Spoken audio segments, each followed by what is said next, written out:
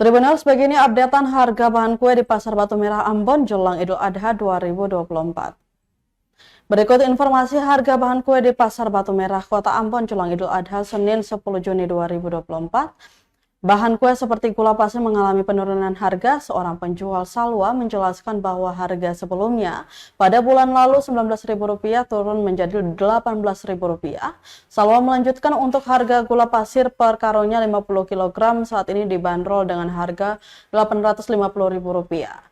Harga gula pasir menurun dari harga per karung yang sebelumnya Rp875.000, sedangkan untuk harga bahan lainnya seperti terigu masih tetap stabil di pasar.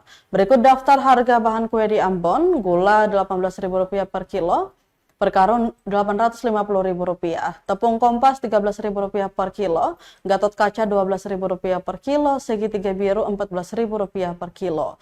Kemudian susu, ada susu Omela Rp12.000, susu cap nona Rp13.000 per kaleng, susu Frisian Flag putih Rp13.000.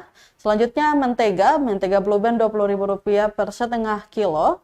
Mentega Amanda Rp12.000 per setengah kilo, telur ukuran kecil Rp63.000 per rak, per butir Rp2.100, telur ukuran sedang Rp66.000 per rak, per butir Rp2.200, kemudian telur ukuran besar Rp69.000 per rak, per butir Rp2.300.